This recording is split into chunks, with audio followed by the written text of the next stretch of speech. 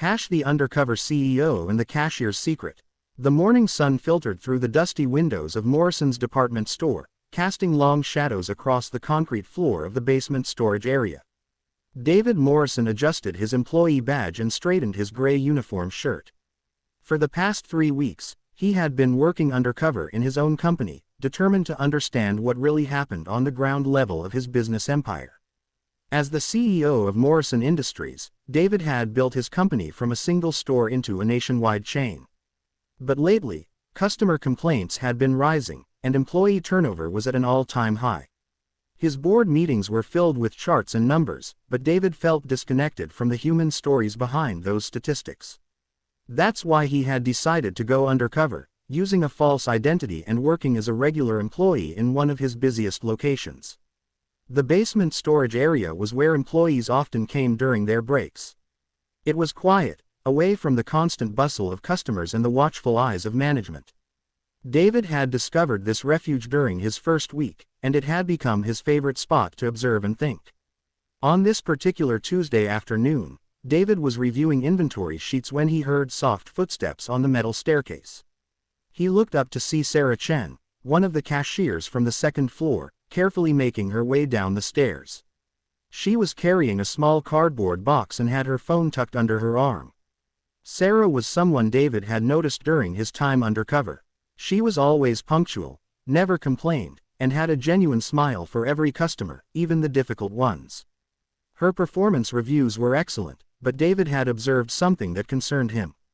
While other employees took their lunch breaks in the cafeteria or went outside, Sarah always disappeared somewhere else entirely.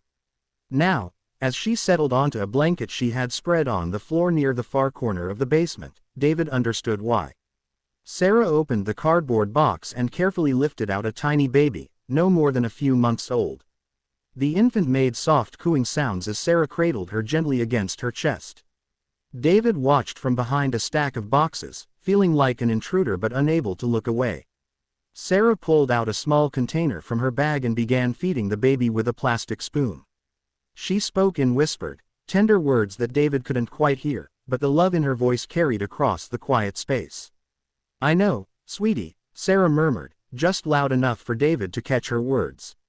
"Mommy only has 30 minutes for lunch, but that's enough time for us, isn't it?"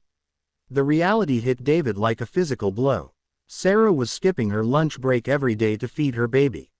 She was bringing her infant to work, hiding in this basement storage area, choosing to care for her child instead of taking the rest and nourishment she needed for herself. David's mind raced with questions. Why was Sarah bringing her baby to work? Where was childcare? Why hadn't anyone in management noticed or offered help? He thought about the company's policies, the benefits package, the support systems that were supposed to be in place for employees like Sarah. As Sarah continued feeding her baby, David noticed how thin she had become since he started working at the store. Her uniform hung loose on her frame, and there were dark circles under her eyes that spoke of sleepless nights and constant worry. Yet she had never missed a day of work, never complained, never asked for special treatment. The baby finished eating and began to fuss quietly. Sarah immediately stood up and began walking slowly around the small space, gently bouncing in. Humming a lullaby. Her movements were practiced and patient, the actions of a mother who had done this many times before. David felt a mixture of admiration and guilt wash over him. Here was an employee showing incredible dedication and resourcefulness, yet she was clearly struggling in ways that his company should have been able to help with. He realized that all the policies and benefits in the world meant nothing if employees like Sarah didn't feel safe enough to ask for help or didn't know that help was available. After about 20 minutes, Sarah carefully placed the baby back in the cardboard box, which David now realized was fitted with soft blankets to make a temporary bed. She folded up her blanket, gathered her things, and headed back upstairs to finish her shift. David remained in the basement for a long time after Sarah left, thinking about what he had witnessed. He thought about his own children, who had never wanted for anything, and about the childcare benefits that Morrison Industries offered but apparently weren't reaching employees who needed them most. That evening, David didn't go home to his comfortable house in the suburbs. Instead, he went to his real office in the corporate building downtown.